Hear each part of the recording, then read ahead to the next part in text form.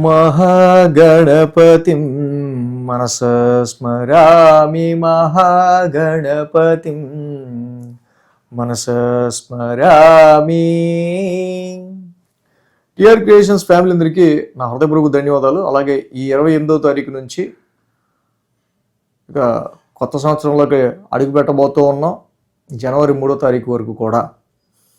So ఈ వారం రోజులకి ద్వాదశ రాశుల వారికి సంబంధించి రాశి ఫలాలు ఏ విధంగా ఉండబోతున్నాయి అనేది చూద్దాం. అలాగే ఈ 29వ తారీఖు సోమవారం బుధుడు ధనస్సు రాశిలోకి మారుతున్నారు. వృశ్చికం వెరీ ఎనిమిక్ సైన్, ఆయనకి చాలా వరకు శత్రుక్షేత్రం అది. సో ఆయన ఎనిమిక్ సైన్లో నుంచి ధనుర్ రాశిలోకి మారుతూ ఉన్నారు. అలాగే ఈ వారం మనం చూసినట్టుదే కనుక చంద్రుని యొక్క గమనం కూడా మీనం, మేషం, వృషభం, మిథునం, సో ఈ రాశుల మీదుగా చంద్రుని యొక్క గమనం కూడా ఉంది. మిథున రాశిలో గురువు గారు వక్రస్థితిలో, సింహరాశిలో కేతువు, ధనురాశిలో రవి, కుజ, శుక్ర, బుధులు. అలాగే చూసినట్టయితే కనుక మీన రాశిలో శని, ఆయన గురువు గారి ఇంట్లో గోచారంలో ఉంటూ ఉన్నారు. ఈ విధమైన గ్రహస్థితి ఆధారంగా ద్వాదశ రాశుల వారికి సంబంధించి రాశి ఫలితాలు ఏ విధంగా ఉండబోతున్నాయి ఏంటి ఈ వారం చూద్దాం. ఇప్పుడు ధనురాశికి సంబంధించి చూద్దాం. ధనురాశికి సంబంధించి చూస్తే రాశిలో శుక్రుడు, సప్తమంలో గురుడు, 2 గ్రహాల యొక్క అనుకూలత ఈ రాశి వాళ్ళకి కనిపిస్తూ ఉంది. లేదా రాశిలో శుక్రుడి యొక్క సంచారం చాలా వరకు కూడా ఈ రాశి వాళ్ళకి ఇప్పుడున్న పరిస్థితుల్లో చాలా అవసరం. అలాగే సప్తమంలో గురుడి యొక్క సంచారం కూడా. సో ఇక్కడ ఏంటంటే కొన్ని సందర్భాల్లో రిలేషన్షిప్స్ని ఎటు తేల్చుకోలేని పరిస్థితిలో ఉంటుంది. అంటే వీటితో వ్యాపారం చేద్దాం వద్దా, వీటితో ఉందాం వద్దా, అంటే ఇలాంటి సిచ్యువేషన్స్ ఎందుకు క్రియేట్ అవుతున్నాయి అనేది కూడా చెప్తాను నేను. సో అలాగే 4, 5, 6, 7 స్థానాల మీదుగా చంద్రుని యొక్క సంచారం ఉంది. అంటే బుధ, గురు, శుక్ర, శని 4 రోజులు కూడా చంద్రబలం అనుకూలంగా ఉంది. ఈ వారం ప్రారంభం చూస్తే చంద్రుడి అర్ధాష్టమ సంచారం, చంద్రుడి 4వ స్థానం నుంచి సంచారంలో ఉంటున్నారు. సో మెయిన్గా శుక్రుడు రెట్రోగ్రేడ్ అయ్యి ఇప్పుడు ఫార్వర్డ్ మోషన్లోకి రావడం వల్ల వీళ్ళకి ఎమోషనల్ స్ట్రెస్ ఎక్కువగా ఉండటం, డొమెస్టికల్ ప్రెషర్స్, డొమెస్టికల్ ఇష్యూస్, గృహపరంగానో కుటుంబ వ్యక్తుల పరంగానో, సో ఏదో రకంగా వీళ్ళకి కొంచెం మానసికమైన ఇలాంటి ఇబ్బందులు కనిపిస్తూ ఉన్నాయి మెయిన్గా. సో సమ్టైమ్స్ ఉద్యోగానికి సంబంధించిన విషయాల్లో కూడా ఈ ఎఫెక్ట్ అనేది అర్ధాష్టమ శని వల్ల కనిపిస్తుంది. సోమ, మంగళవారాలు చూస్తే పంచమ స్థానంలో చంద్రుని యొక్క సంచారం. అక్కడ పంచమ స్థానంలో చంద్రుడు యోగించరు, ఆ రాశిపతి కుజుడు కూడా రాశిలో ఉన్నారు వచ్చి. ఆయన ఒక్కడే కాదు, మాసగ్రహాలన్నీ కూడా రవి, కుజ, బుధ, శుక్రులు మాసగ్రహాలన్నీ కూడా మెయిన్గా మీ రాశిలోనే కూర్చుని ఉన్నారు.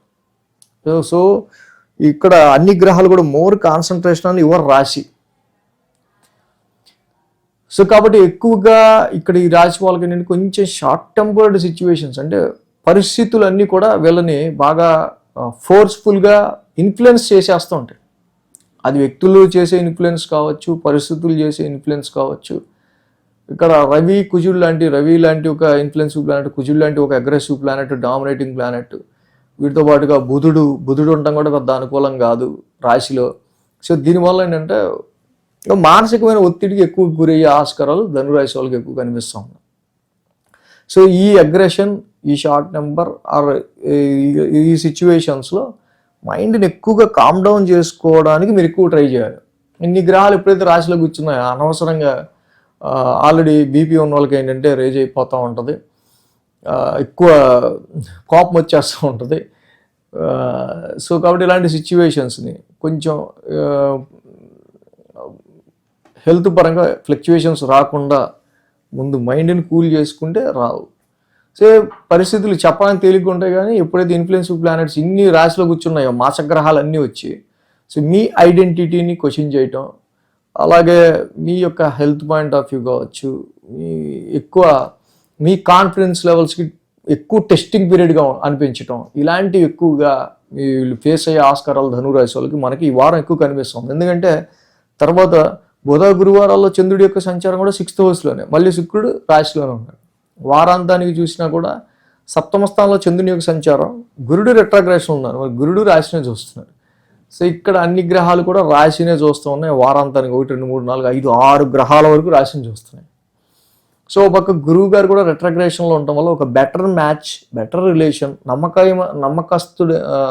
నమ్మకస్తులైన వ్యక్తుల కోసం సో ఎక్కువగా సర్చింగ్ చేయాల్సి వచ్చే ఆస్కారాలు ఉన్నాయి. సో మ్యాచెస్ పాయింట్ ఆఫ్ వ్యూలో కూడా కొంచెం బెటర్గా చూడొచ్చు. బిజినెస్ పాయింట్ ఆఫ్ వ్యూలో కొంచెం ఇప్పుడు ప్రజెంట్ ఉన్న పరిస్థితుల్లో కొత్తగా డెసిషన్స్ అనేవి తీసుకోకపోవడమే మంచిది. నూతనంగా ఎవరిని పార్ట్నర్ని జాయిన్ చేసుకోకపోవటమే ఈ టైంలో మంచిదిగా చెప్పచ్చు. అలాగే రాశిలో కుజరవుల యొక్క ఇతి ఎక్కువగా మోర్ స్ట్రెస్ అండ్ స్ట్రెయిన్ని సంతానపరంగా కావచ్చు, ఇంకో రకంగా కావచ్చు. ఒక పక్క పిల్లల ఒత్తిడి, ఇంకో పక్క ఆ ఒత్తిడి, ఏంట్రా బాబు ఇన్ని ప్రెషర్లు ఒకేసారి అంటే తప్పదో అన్నట్టు ఇన్ఫ్లుయెన్సింగ్ క్రియేట్ చేసేస్తాయి. దానివల్ల మనకి షార్ట్ టెంపర్ వస్తూ ఉంటుంది. సో కాబట్టి ఈ రకమైన సిచ్యువేషన్స్కి నేను జపా, కుసుమ, సంకాసం, రవి నవగ్రహ శాంతి మంత్రం, ధరణి గర్భ సంభూతం, కుజ నవగ్రహ శాంతి మంత్రం, ఎక్కువ మెడిటేషన్ చేయడం, ఎక్కువ చక్కగా ధ్యానం, మీకు ఏదైనా గురుపదేశం ఇచ్చిన మంత్రం ఎక్కువగా చేసుకుని మైండ్ని ఎక్కువ కూల్గా చేసుకోవటం, మైండ్ని ఎక్కువ మీరు చక్కగా పాజిటివ్గా ఎక్కువ చేసుకుంటూ ఉండడానికి ఎక్కువ ట్రై చేయటం ఈ సమయంలో అన్నిటికంటే ఎక్కువ చేయాల్సిన పని అనమాట. అర్ధాష్టమ శని దోషం కూడా కనిపిస్తుంది కాబట్టి పేరెంట్స్ హెల్త్ గురించి కొంచెం కేర్ తీసుకుంటూ ఉండండి.